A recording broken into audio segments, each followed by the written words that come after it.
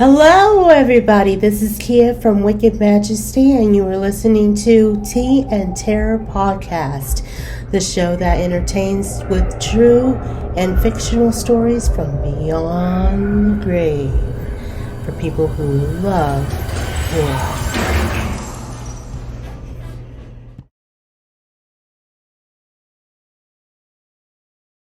Good evening, everyone. Welcome to another night of terror and classic macabre on Tea and Terror Thursdays. I am your host, Keya Reed. If you are new here, welcome to the Wicked Majesty channel. I post horror stories, gothic tales, and creepypastas that will get your blood rushing and nightmares beyond your imagination. If you are a returning subscriber, thank you very much for watching my videos and subscribing. You definitely help my channel flourish and I greatly appreciate it. Tonight, I will be reading the final part of The Striding Place by Gertrude Atherton. I hope you enjoyed tonight's narration. If you make it through the entire episode and you like what you heard tonight and you're listening to the podcast on Spotify, iHeartRadio, Apple Podcast, or SoundCloud, then please share the Tea and Terror podcast with others and add it to your playlist. If you are listening from my Wicked Majesty YouTube channel, please hit that like button and subscribe. Thank you all so much. Now on with the story.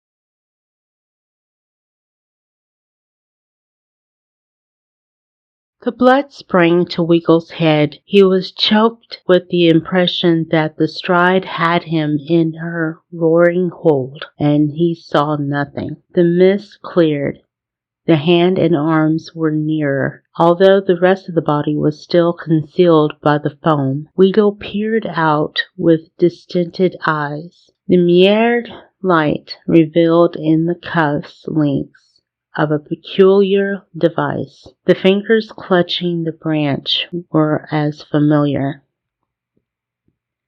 Wiggle forgot the slippery stones, the terrible death if he stepped too far. He pulled with passionate will and muscle. Memories flung themselves into the hot light of his brain, trooping rapidly on each other's heels, as in the thought of the drowning. Most of the pleasures of his life, good and bad, were identified in some way with this friend. Scenes of college days, of travel where they had deliberately sought adventure and stood between one another, and death upon more occasions than one, of hours of delightful companionship among the treasures of art and others in the pursuit of pleasure, flashing like the changing particles of the kaleidoscope. Wiggle had loved several women, but he would have flouted in these moments the thought that he had ever loved any woman as he loved Wyatt Gifford. There was so many charming women in the world, and in the 32 years of his life, he had never known another man to whom he had cared to give his intimate friendship. He threw himself on his face. His wrists were cracking. The skin was torn from his hands. The fingers still gripped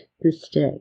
There was life in them yet. Suddenly, something gave away. The hand swung about, tearing the branch from Wiggle's grasp. The body had been liberated and flung outward, though still submerged by the foam and spray. Wiggle scrambled to his feet and sprang along the rocks, knowing that the danger from the suction was over, and that Gifford must be carried straight to the quiet pool. Gifford was a fish in the water and could live under it longer than most men. If he survived this, it would not be the first time that he plucked and science had saved him from drowning.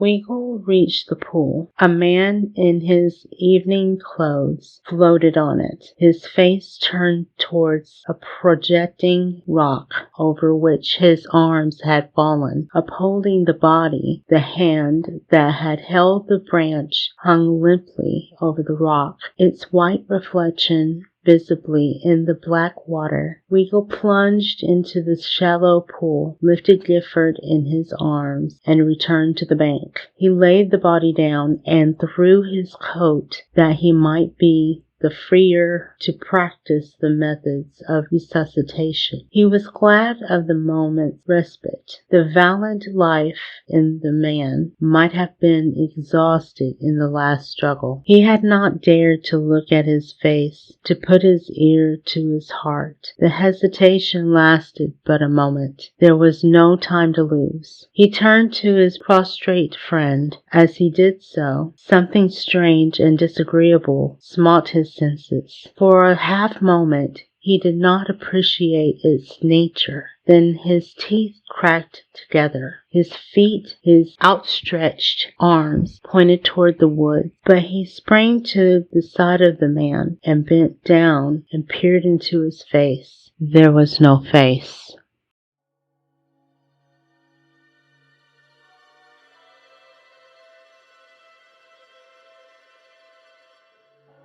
This striding place is called the Strid, a name which it took of yore. 1,000 years hath it borne the name, and it shall 1,000 more.